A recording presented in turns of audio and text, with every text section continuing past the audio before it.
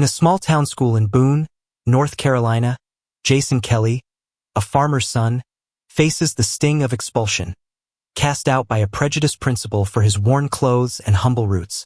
The humiliation cuts deep, but the next day, a billionaire's helicopter roars into the schoolyard.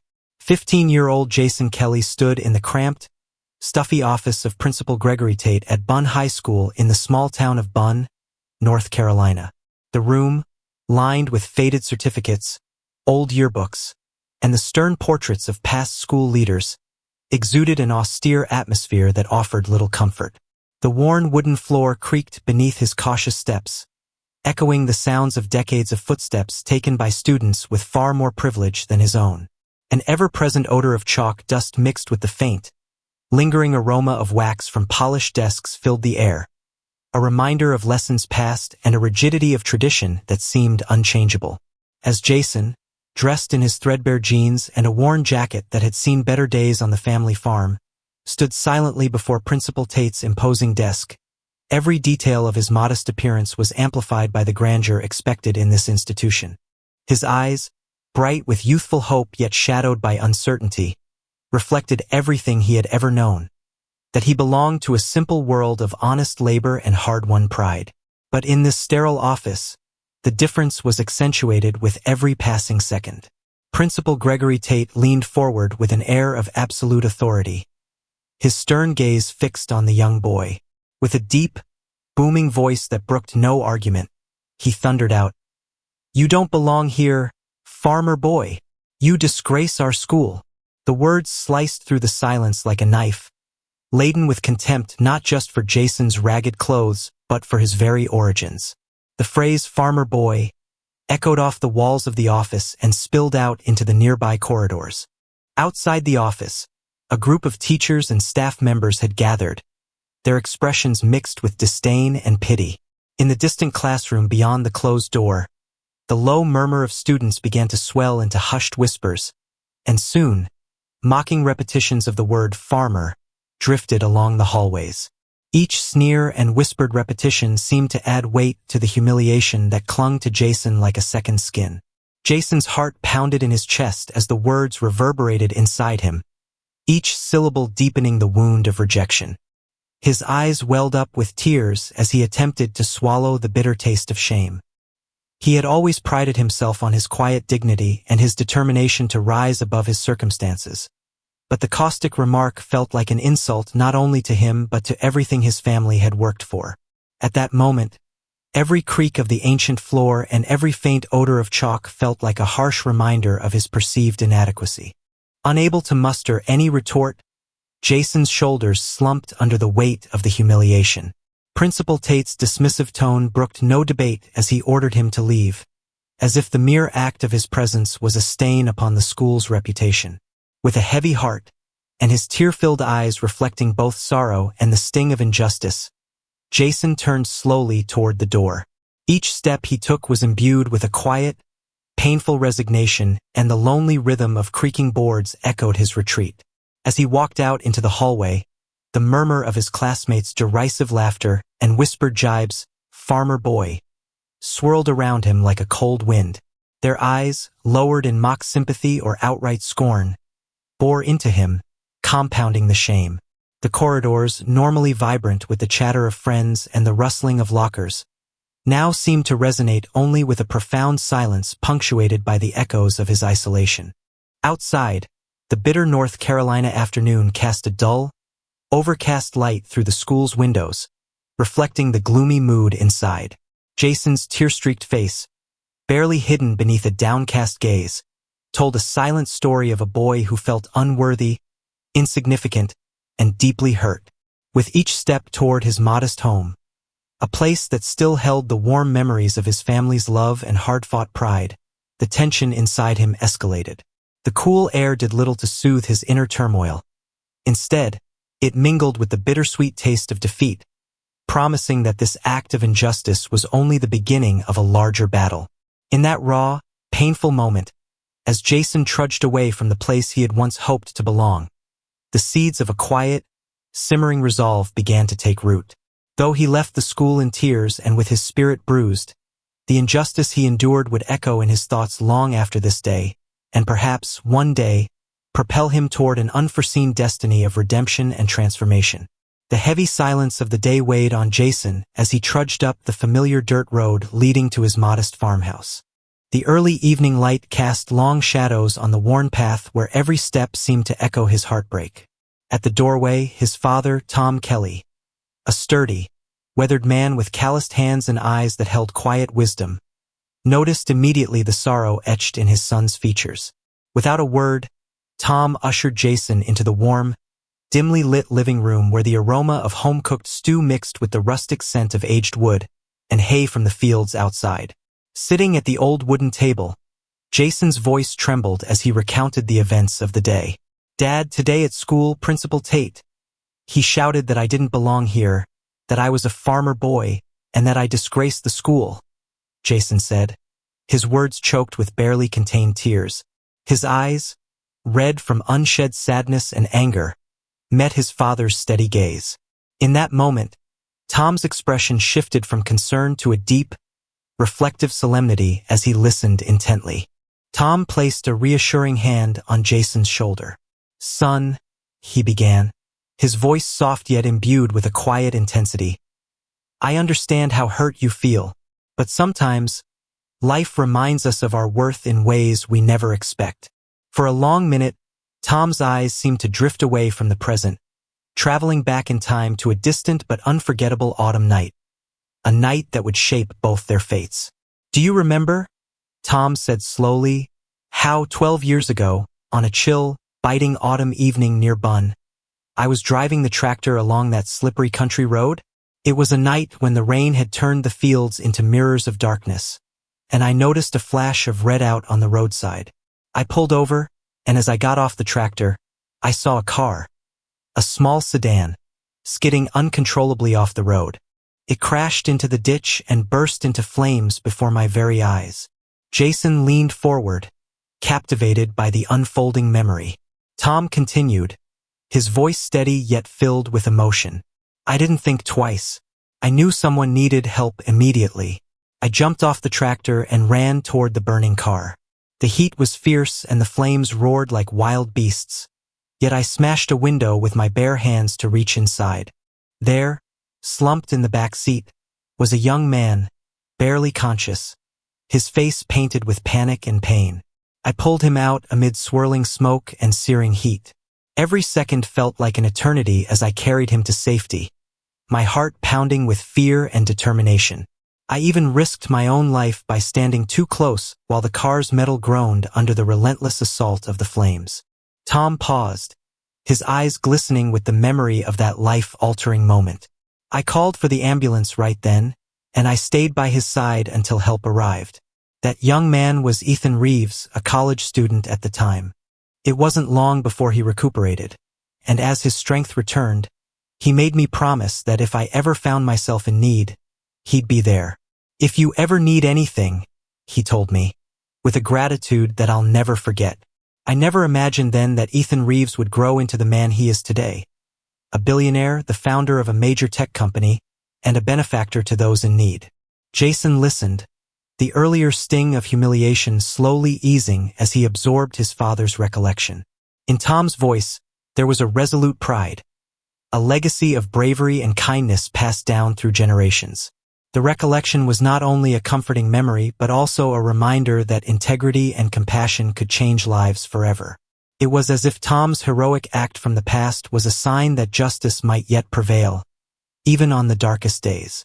At that exact moment, as father and son sat enveloped in the dim glow of the farmhouse's single lamp, a low, distant hum began to resonate outside. The sound, mysterious yet insistent, grew louder, vibrating against the wooden walls of their humble abode. Both Tom and Jason exchanged a startled look. Outside, across the expansive fields that spanned around their property, the sound of a distant engine, a helicopter's rotor blades, cut through the quiet evening with an urgency that foretold change. Jason's tearful recounting of his day and his father's stirring recollection of a life-saving act now intertwined with the foreboding sound overhead. The helicopter's hum grew louder, its presence marking the approach of something momentous.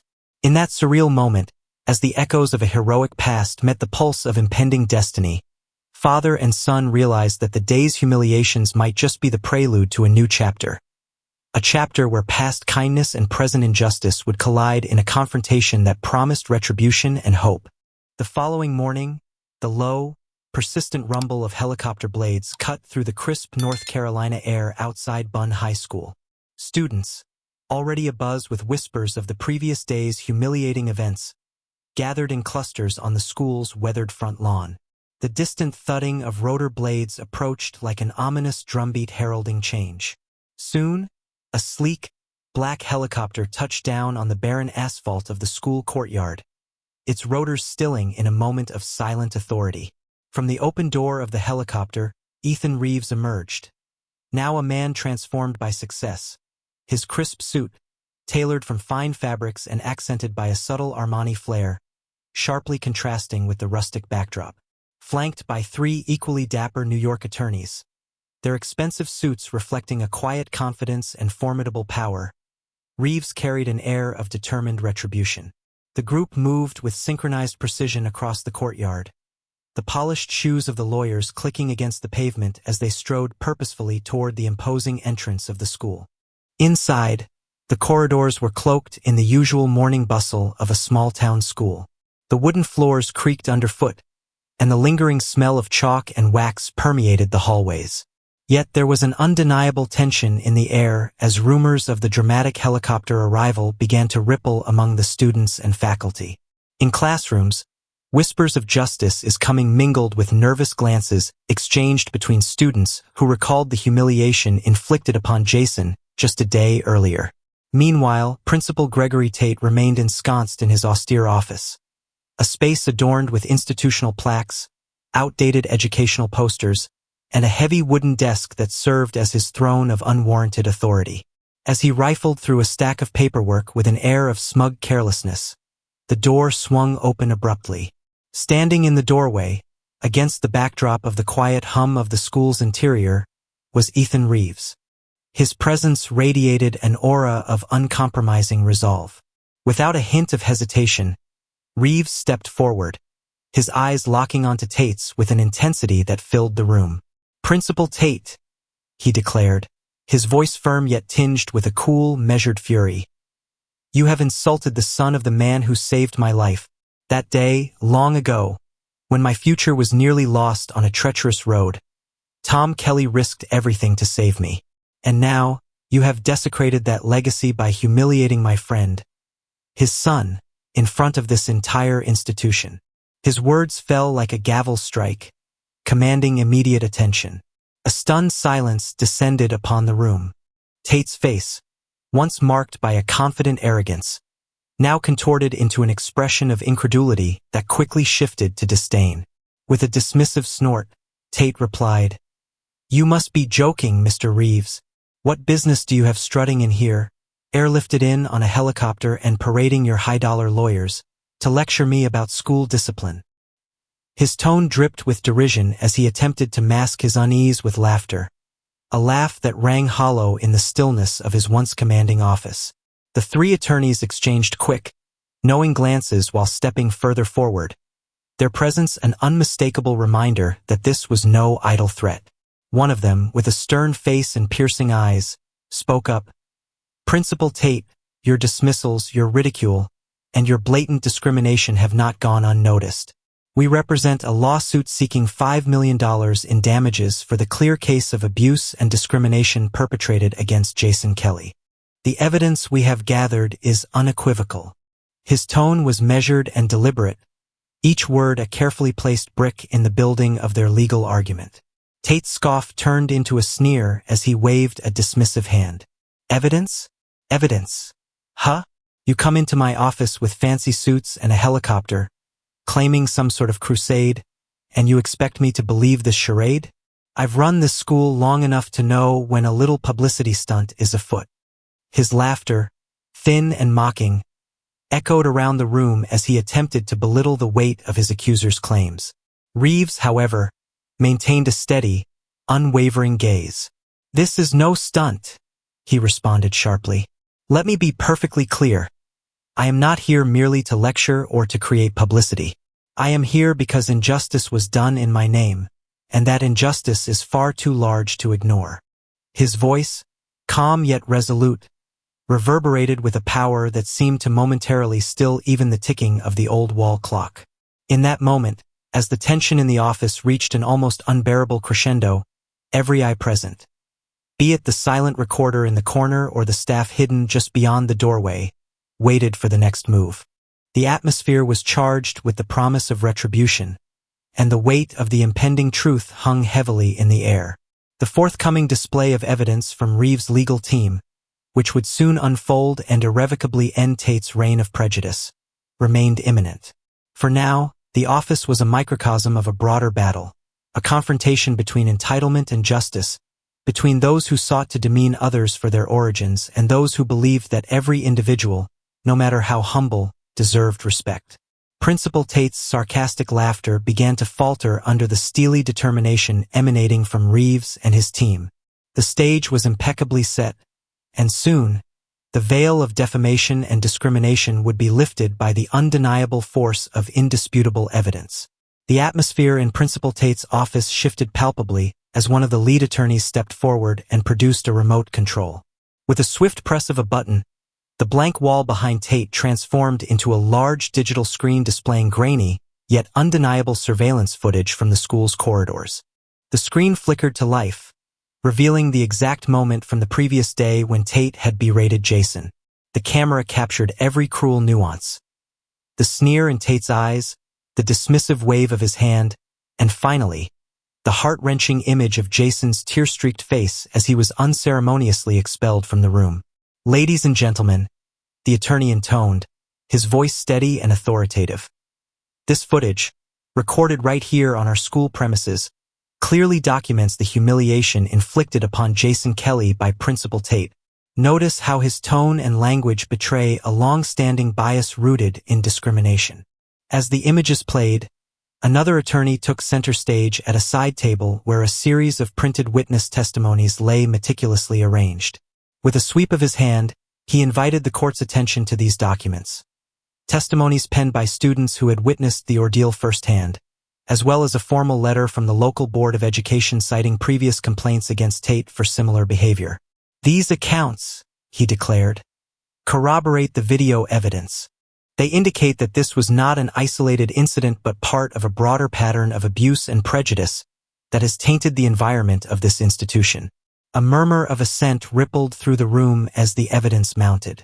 The camera's record of the event was intercut with close-ups of the students' expressions: shock, empathy, and growing indignation. One recorded testimony, read aloud by a trembling student, recounted the echoes of snide whispers, "Farmer boy," and the cold indifference that had filled the hallway that fateful day. The compelling combination of visual proof and heartfelt witness accounts left no room for doubt. The tension, already thick as molasses, became electrified when one of the attorneys pointed out a crucial piece of corroborative evidence: a previously hidden email from the school board's disciplinary committee. The email detailed past grievances and formally warned that any form of discrimination would not be tolerated. With every passing second, the undeniable weight of the evidence pressed down on Tate's already crumbling facade of authority. Before Principal Tate could muster yet another dismissive remark, the lead attorney signaled, "Based on the overwhelming evidence presented, we now call upon local law enforcement to take appropriate action." The words hung in the air like a verdict. Within minutes, the sound of approaching footsteps and urgent voices could be heard outside the office door. Moments later, 2 uniformed police officers burst into the room. Their presence, combined with the stark display of evidence, left Tate no space to defy the inevitable. With a mixture of disbelief and resignation, his attempts at retort crumbled as he was informed of his imminent arrest for abuse of authority and discrimination. The room fell silent as the officers gently but firmly placed him in handcuffs, the metallic clink echoing like the closing chapter of a dark era. Amid the unfolding drama, Ethan Reeves stepped forward from the entourage of attorneys and advisors. With calm authority, he addressed the assembled crowd, the teachers, and, most importantly, the shaken eyes of Jason that now watched from a safe distance. Today, justice is not just a word, but an action, Reeves proclaimed. His measured tone, filled with both empathy and determination, resonated deeply with everyone present.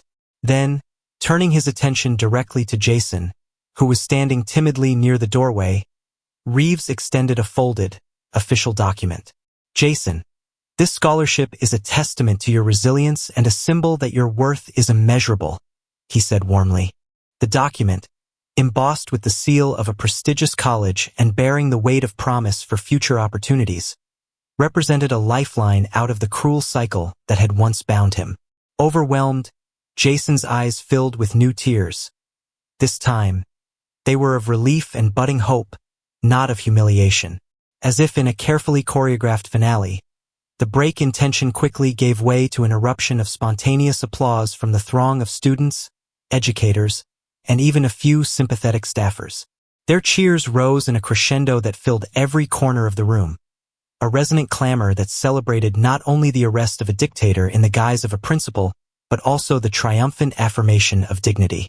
The applause was interwoven with murmurs of justice. Enough is enough, and promises of a better, fairer environment for everyone at Bun High School. In that charged, cathartic moment, as the officers led Principal Tate away and the evidence remained emblazoned on the screen for all to witness, it became undeniably clear. A tide of change had swept through the once tarnished halls of the school, heralding a new beginning fueled by truth, accountability, and the unstoppable power of compassion. The wheels of justice turned swiftly as the case against Principal Tate advanced to the local courthouse. The courtroom was an austere chamber lined with dark wood panels and somber portraits of past justices. Yet today it buzzed with an energy that felt almost revolutionary. In the witness box, the day's evidence, an amalgam of grainy surveillance footage, heartfelt student testimonies, and the damning email from the school board, had left little room for doubt. The prosecution, composed of the formidable legal team brought by Ethan Reeves, presented its final arguments with precision and passion, ensuring that every member in the room felt the weight of the injustice inflicted upon Jason Kelly. Judge Amelia Carter, a middle-aged woman known for her steadfast commitment to fairness and her unyielding tone, presided over the proceedings. Her eyes, sharp and discerning behind thin-rimmed glasses, swept over the gathered crowd of community members, teachers, students, and local media. The atmosphere was tense, as if the very air held its breath in anticipation of a historic verdict. When the prosecution rested its case, the courtroom fell into a deep, expectant silence. After hours of meticulous deliberation, the judge finally spoke. Based on the undeniable evidence presented, and in view of the repeated incidents of discrimination and abuse that have plagued this institution, I find Principal Gregory Tate guilty of abusing his office and engaging in acts of discrimination against a student. Her measured tone carried both gravity and hope as she continued. It is hereby ordered that Principal Tate be immediately removed from his position, face a fine of $500,000, and complete a mandatory program on ethical leadership and anti-discrimination measures, under close supervision by the school board and local authorities.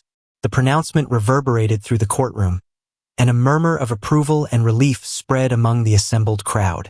For many, it was the moment when the suppressed voices of students and community members were finally vindicated. Jason, seated in a back row alongside his classmates, could hardly believe what he was hearing.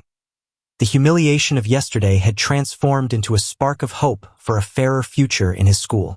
Outside the courthouse, news crews captured the moment, and the local papers quickly heralded the verdict as a turning point for Bun High School. The decision was seen not only as a punishment for Tate, but as a mandate for systemic change. In the days that followed, the school board convened an emergency meeting. Grounded in the evidence laid out during the trial, the board resolved that immediate steps be taken to reform the school's culture. A comprehensive policy overhaul was launched. A zero-tolerance approach to discrimination was instituted. Mandatory sensitivity and inclusion training courses were rolled out for every teacher and administrator, and a dedicated body was set up to oversee student welfare and conduct independent reviews of all disciplinary actions. The sound of creaking wooden floors and whispered chalk conversations in the hallways of Bun High would soon be replaced by a new hum, one of respect and unity. Within weeks, the changes were palpable. Teachers who had once worn expressions of indifference now greeted their students with sincere smiles, and the pervasive echo of demeaning slurs that had once haunted the corridors had diminished. In classrooms, the focus shifted back to learning, to the building of character and courage, rather than on the stigmatization of background and circumstance. The transformation of Bun High was celebrated as a beacon of hope within the often troubled educational landscape of the region. At a special assembly held in the school's renovated auditorium, a space that now shimmered with fresh paint and vibrant, inspiring posters, the community gathered to mark the beginning of this new era. The auditorium, once echoing with the sounds of derision and exclusion, now resonated with applause and murmurs of hope. Principal Tate's brief and ignominious tenure was now a relic of the past, replaced by a renewed commitment to dignity and equity. Reeves, who had flown in on his helicopter and ignited the legal battle, was present as well.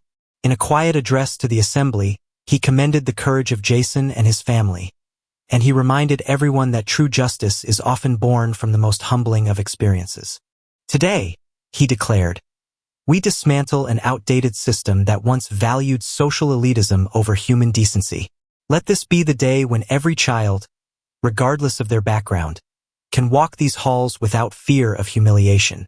His words rippled through the crowd, igniting a shared sense of empowerment. As the assembly concluded, Jason felt a burgeoning pride replace the sting of yesterday's hurt. The verdict was more than a legal decision. It was a resounding declaration that every individual, regardless of their roots, deserved respect and opportunity. His tear-streaked face from that painful day was now met with supportive smiles and encouraging nods from peers who felt the shift in the tides of their school's culture. In the corridors beyond the auditorium, teachers and students began discussing how they, too, could contribute to a climate of understanding and inclusivity. The sunshine that broke through the courthouse windows seemed to mirror the new light with which the school now faced its future. The echoes of the past were gradually replaced by the promise of what lay ahead, a system that valued each person's worth and nurtured the potential of every student. Even Tom Kelly, who had reflected on his own heroic past with quiet pride, felt a deep sense of vindication as he watched his son venture back into the now transformed school grounds. The legacy of an act of kindness from years before had come full circle, impacting not just one family, but an entire community. The court's decision and the subsequent reforms resonated like a clarion call through the town of Bun, affirming that change, though hard one, was within reach when justice prevailed. The dawn of a new era at Bun High School was heralded by an event that resonated far beyond the town's humble borders. On a brisk morning that glowed with the promise of renewal, Reeves convened a press conference in the newly renovated school auditorium, a space where the echoes of past injustice were steadily giving way to inspiring voices of hope. Against a backdrop of vibrant banners displaying messages of unity and perseverance, Reeves announced the launch of the Rescue Scholars Fund, a transformative initiative pouring $10 million into the education and well-being of underprivileged children throughout the region. Rows of reporters, educators, local dignitaries, and community leaders filled the room, their eyes, wide with anticipation and curiosity, fixed on Reeves as he stepped forward to speak. In a measured tone that carried both gravitas and heartfelt compassion, he declared, "Today, we do more than right or wrong. We invest in our future. This fund is a testament to our commitment that no child, regardless of their background or circumstance, should ever be denied the opportunity to learn, grow, and thrive." His words drew a wave of applause that swiftly filled the auditorium, as each listener recognized that this was not just an act of charity. It was a bold statement against a system that had long marginalized those deemed lesser by outdated prejudices. Outside, the crisp North Carolina air carried the murmurs of celebration among local residents. Neighbors gathered on the sidewalks, their conversations alive with the news of the fund. Many recalled the dark day when Principal Tate's cruelty had stained the corridors, and now they marveled at how one brave intervention had sparked profound change. Meanwhile, inside the auditorium, the atmosphere was electric. A large digital screen displayed heartfelt testimonials from students and parents whose lives would be enriched by the fund.